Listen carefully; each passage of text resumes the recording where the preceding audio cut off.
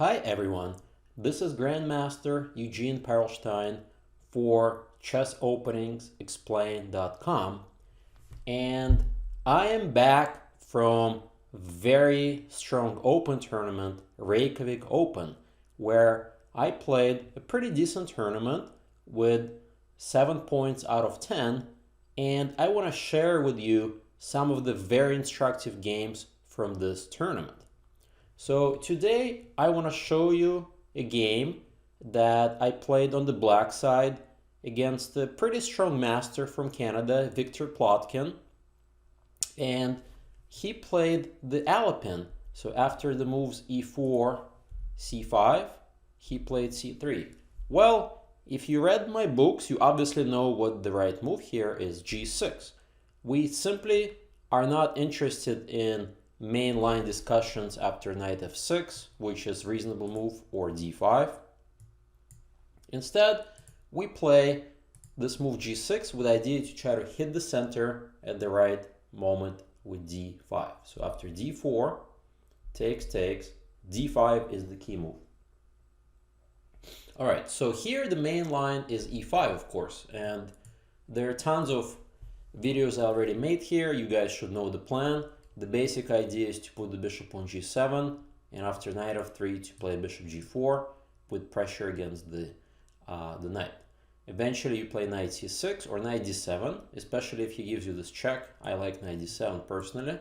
And then later you can play e6, knight e7 with fluid development. But that's not the theme of this game. The theme of this game is white takes on d5, e takes d. So this game I really like because it illustrates to you how black can outplay white from a seemingly equal position.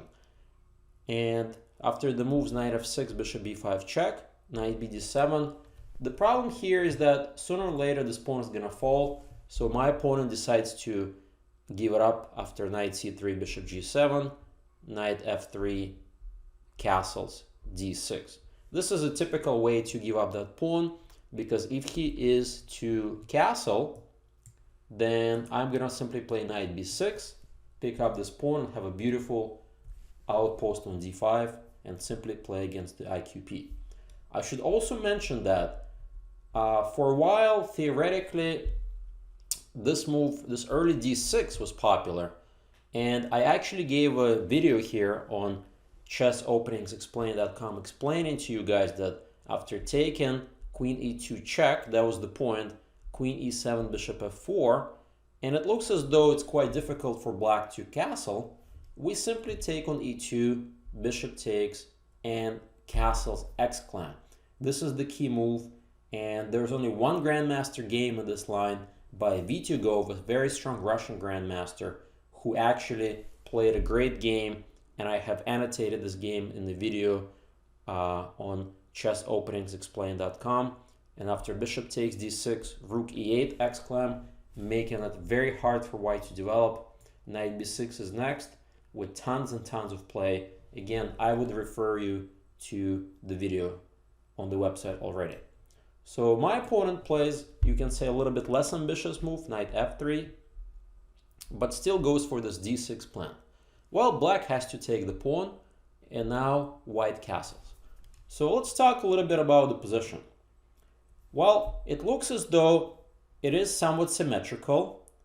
White has a pawn on d4, black has a pawn on d6. So you may say that because this bishop is a little bit cramped and white has centralized pawn, white should have a slight edge. At first, that's how it appears to be, right? But in reality, I actually disagree with that. And I would actually say that the fact that the pawn is on d6 and not on d5 gives black an advantage. And the advantage is very subtle. The advantage is the outpost on d5. This is the key square that all of basically the theme of this game, you're gonna see decisive square for black. So how do I take advantage of the square? Well, first I play knight b6, rook e1, bishop e6.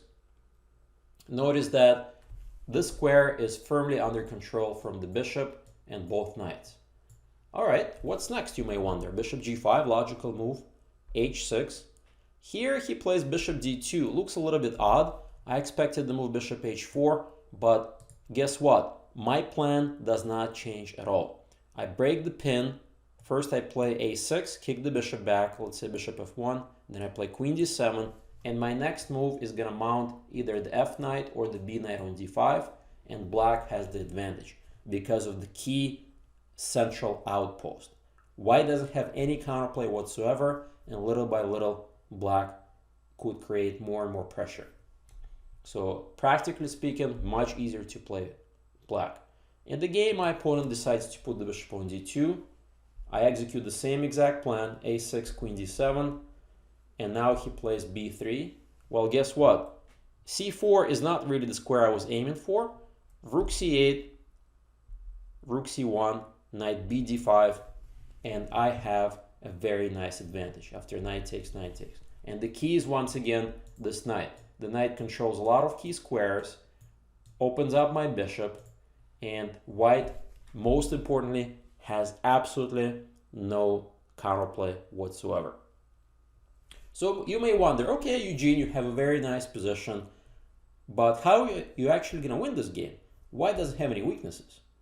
And let's see what happens next. Little by little, I will show you how black can make progress. So bishop e4. Well, first things, I'm going to take over the open file. Rook takes e1. Notice that if bishop takes e1, that allows a very annoying fork, and at the very least, I can already get the bishop pair. So this is not what white had in mind. So he takes with the queen, rook c8, queen b2. The queen is really oddly placed alongside this bishop on g7. Really not a good idea. But for now, I actually didn't see any tactics to take advantage, so I continue with my strategy. So now, an interesting decision. The knight on d5 looks good, but I decided that, you know what, the bishop on d5 would be even better. So I play knight f6, which I think is very strong, bishop d3, and bishop d5 exclam. This move enables me to put even more pressure on white's position. Notice the bishop is really a monster, especially hitting that knight on f3. White decides, you know what, I'm okay with double pawns as long as I have the bishop pair, and he offers me this opportunity to take on f3. Of course I can do that, but honestly I thought that there was no reason to do this. He can simply trade here, possibly take. I can play queen h3. Okay, maybe he can bring the bishop back to e2 and try to fend off my my attack. The position, I still prefer black, but it's really hard to make progress. If I only can trade the dark square bishops and mount the knight on f4, I should be winning, but it's easier said than done. So let's go back to the game and I show you what happened. So rook e8, notice that I don't want to trade. I can always take on f3 at the right moment, rook e1, and now knight e4, another powerful outpost. It's not quite a true outpost, but for the time being, this knight is really annoying, putting pressure on the bishop, potentially hitting f2, and also opening up my bishop on g7. So little by little, I am making progress. Am I really winning? It's a little too early to say. So he plays bishop e3, solid move. And now I found another way to create pressure.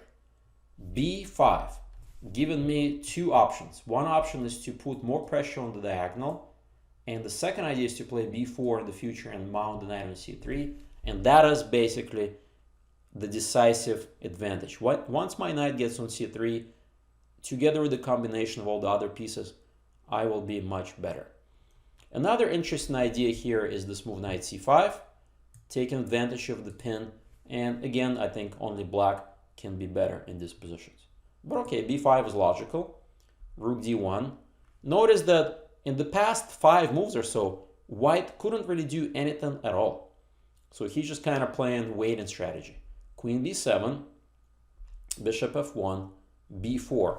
I've accomplished my goal. The knight is heading to c3 next, and white's position is in peril. So rook c1, and my opponent's in grave time pressure here. After knight c3, he decides, all right, I cannot tolerate this knight anymore. I'm just gonna go back on d2, queen b6, and simply play rook takes c3. It's more of a practical decision because he couldn't tolerate my knight, but the engine says the only way to have a game, at least to stay in the game, is this move knight to b1. Very difficult move to find the time pressure, and after knight b5, I maintain pressure against the d-pawn with a pretty big advantage. So another interesting variation I calculated during the game is knight c4, hitting my queen. In this case, I can simply take. Notice that if bishop takes, I can take on d4. Being a pawn up is pretty good. The only line that I was worried a little bit is after pawn takes, bishop takes, queen takes b4. And here I saw a very nice idea. Knight takes a2. He has only one move to not lose the game on the spot, queen a4, hitting the knight and the rook. And simply knight takes c1. After queen takes king g7, this outside passer should give me pretty much a winning endgame. I don't see how white can stop it. Even the best case scenario, he's going to give a bishop for the knight. Queen and pawn endgame is completely lost. I'm going to easily walk the pawn down the board. So this position is pretty bad for white. So let's go back to rook takes c3. Well, here he sort of gives up the exchange, and after b takes c, queen takes c3, he hopes to at least set up some kind of fortress, but obviously if I trade queens and put more pressure on the pawns, I should win this.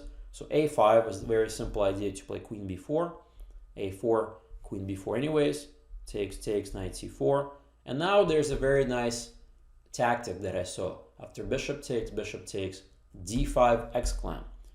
Very nice opportunity for me to sack the pawn, taking advantage of the back rank. Can you find the idea what happens after bishop takes d5? Very simple. I simply take on d4, and he cannot recapture because of the back rank mate. So this is an easy one. So he played bishop back, rook c8, bishop d2, takes, and now just a matter of time. I decided to simply trade a pair of bishops. One of the pawns is going to fall. So he could play this b5 move instead of g3, but rook a3 simply wins. And here is basically game over. He could have resigned already, and I walked the d-pawn down the board, and he decided to call it a day. So in summary, it's very important that when we go to this position, and it looks like it's extremely drawish, it is not. The key is the d5 outpost, like I outlined, and you have to mount the knight there. Later on, you can put the bishop there as well, but basically, white has no counterplay whatsoever, and little by little, black improved his position, and white is worse.